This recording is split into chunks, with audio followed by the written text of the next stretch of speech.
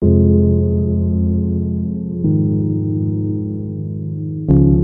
friends with people who want the best for you. I had friends who wanted the best for me and friends who didn't. And, they were friends who, some of them were aiming up and some of them were aiming down. And if you have a friend that's aiming down and you do something that's aiming up, then they're generally not that happy about it.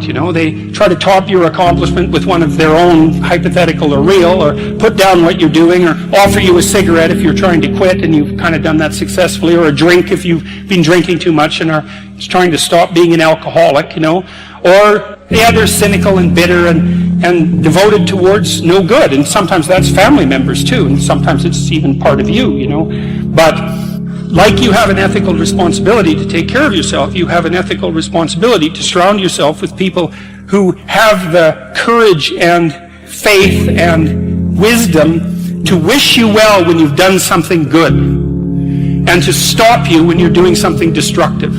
And if your friends aren't like that, then they're not your friends. And maintaining your friendships with them might not even be in their interest. Be careful about whom you share good news with. And in other words, be careful about whom you share bad news with. A friend is someone you can share good news with, You go to them and you say, hey, look, this good thing happened to me. And they say, look, I'm so happy that happened to you. Like, way to be. And they don't think, God damn it, why didn't that happen to me? And you didn't deserve it. Here's a bunch of reasons you're stupid and why it won't work. It's like, that's not helpful. Carl Rogers, who's a psychotherapist, he had this idea that what he would manifest towards his clients in therapy was unconditional positive regard. And I've always had trouble with that because you don't treat your children, for example, with unconditional positive regard. So no matter what someone says, you're saying, yeah, that's a good idea. Yeah, that's why it's tricky. Well, what he didn't articulate it, I think, as well as he might have. What you want to do is, for your child, is that you want the best for the best in them. That's what you want. And that's what you want from people that you surround yourself with. Now, they'll hold you to a high standard if that's the case, right? Because whenever you degenerate in any of the multiple ways that you're likely to degenerate, they're going to whack you on the back of the head and say, clue the hell in. You're demeaning yourself. You're less than you could be. And there's real judgment in that, and it's harsh. But with friends, it's the same thing. You want friends. They're not friends if they're not these people. You want friends who, when something good happens to you, that's good for you, right? They're happy about that. They're not all bitter and resentful underground and saying horrible things behind your back and telling you how they did something that was better and trying to drag you down. It's that's not helpful. And then when something bad happens to you and you go to them and you say, look, this terrible thing happened to me, first of all, they don't try to top it with some horrible thing that happened to them because they don't have the patience to listen. And second, they're not secretly gloating about the fact that catastrophe finally befell you. It's they're actually hurt by it. And that chapter is an injunction. It's take a look at the people that are around you. And if they're not on the side of what's good for you, then walk away. Because, well, first of all, that's best for them too. If you put up with that, all you're doing is enabling it. It's well, it's okay that you mistreat me in a way that's harmful to me and everyone else. It's actually, no, that is not okay. It's not the least bit okay. That doesn't mean you shouldn't try to help someone when they're down. That's a whole different issue. What if it's your family? So how you say walk away, right? Do you still walk away from your family? You do if it's necessary. Yeah. There's lots of different ways of walking away. Sometimes someone's on an incorrigible path. There's just nothing you can do. Maybe they're aiming down and they're bitter and everything they do is to produce misery, virtually everything. And you have to detach yourself from that. It's I always think about it from the perspective of a lifeguard. So if you're training to be a lifeguard, one of the things that you're trained to do is to approach someone who's drowning and panicking. And the way you approach them is you put your foot out between you and them and you push forward with your hands with your foot out. And you basically tell them if they're flailing about, you say, look, I'm here to help, but you have to calm down. And then if they cling to you, in panic, you push them away. You think, well, that's pretty damn cruel because what if they drown? It's yeah, what if you both drown? That's not helpful. You're there to rescue them. They take you down. You're both dead. It's fail, right? It's well, it's the same with someone in your family. It's if they're on a downward path and you've done your best, you've made your efforts, and they're not paying attention. They're not changing. They say, yeah, well, I'll quit doing this. Yeah, I'll quit doing this. They tell you the same story over and over and over. It's a downhill path. You don't trust it. At some point, first of all, you stop offering your words. If you're offering words of wisdom to someone in the genuine attempt to help, and they treat that with contempt, then shut up, because you're demeaning your words by throwing them away. You think, well, how do you help someone who's aiming down? Well, sometimes you help them by walking away and saying, look, you're aiming down so hard, despite the fact you're my brother, man. It's like, this is killing me. You're aiming down so hard, I'm not coming along with you. And the reason I'm not is to tell you in no uncertain terms that what you're doing is so terrible that I will even violate our kinship to oppose it. And maybe it'll take them 10 years to wake up to that, And so that can be the case because, people often have to be hit so many times before they'll learn. You see that especially if someone's addicted or otherwise pursuing a pathway that's like seriously downhill. So why should I think that you're actually trying to change? You tell me the story that you use to justify your own idiocy to yourself. And then you tell it to me and you demand that because I'm compassionate, I accept it and therefore validate your excuse. It's really hard not to get tangled up in that, right? Because if someone who's really in rough shape is telling you about why they're suffering, first of all, they're probably about half right in their story. But some of it's justification and excuse and blaming and all of that, failure to take responsibility. It's really hard to stand up and say, no, I don't buy that. No, you're wrong about that. You have to be a brutal bastard in order to do that. But hey, sometimes, like, surgery is brutal, right? It's brutal. And so this chapter about, only making friends with people who want the best for you, that's a brutal chapter, but it's right, unfortunately. Here's how you know if someone's your friend. You can tell them bad news, and they'll listen. They won't tell you why, you're stupid and why that bad thing happened to you and how something worse happened to them once and, derail the whole conversation. You can actually tell them bad news, and they'll listen. So that's a good thing. And then, this is a weirder thing, you can tell them good news, and they'll help you celebrate. And that's a really good way of deciding who you should have around you, because if you have someone around you, something good happens to you, and you're kind of afraid to even admit it because, God, something good happened to you. You let that be known, and it'll certainly be taken away. So, you come out and you sort of tell someone half-heartedly that something good happened to you, and they give you a whack, and then talk about, the great thing that happened to them 3 years ago, or worse, the great thing that happened to someone that they knew 3 years ago. It's like, go away from that person. They're not helpful to you. You are obligated not to associate with people who are trying to damage the structure of being. Your being, the family being, social being, all of that. It's like, no, wrong, move away. And you think, well, that's cruel. It's like, it's not cruel. You're sending a message. This sort of behavior is not to be tolerated. Plus, if you make a success out of yourself, let's say, that you develop your character, well, then you're a example. And at some point, maybe that's what that person is going to need, is an example. Maybe they'll hit bottom and think, oh my God, I'm not on the right path. It's like, there's an example I could follow. So, and you can't justify it by compassion. And the other thing, people don't exactly understand that it's okay morally to choose people that are trying to help you be better, and to shy away from people who are going to drag you down. So you're not morally obliged to go down with someone else's ship. Now you think that's pretty harsh, pretty rude. You can't abandon a friend in need. That's not what I'm saying. I'm saying that it is appropriate for you to look at your social surround and to make decisions. If you have a person who's hurting you and who won't quit and who's pulling you down, it's like, that is not necessary. You are not obligated to do that. You go with people that are trying to elevate you. You got to surround yourself with people who want the best for the best part of you. You can hang around with weasels and losers that are trying to pull you down to justify the fact that they're spiraling downhill as well. And the upside of that is you don't have to have any responsibility, and you can all whine about how wretched life is, so that's pretty attractive. But I would say it's also a bad medium to long-term plan. And so it's acceptable and desirable to try to surround yourself with people who are facilitating your development.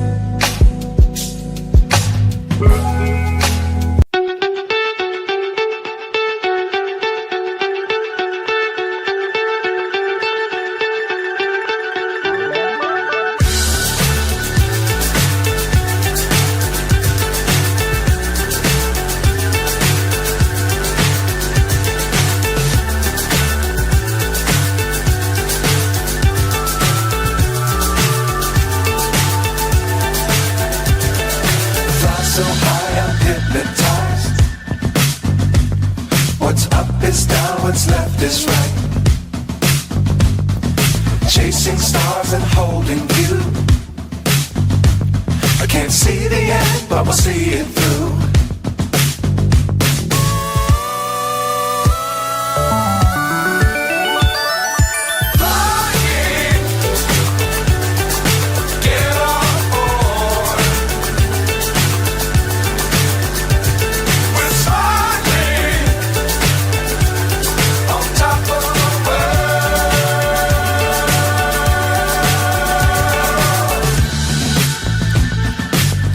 Times don't fly too high. Be sure to keep the ground in sight. Fly forever if you keep it tight.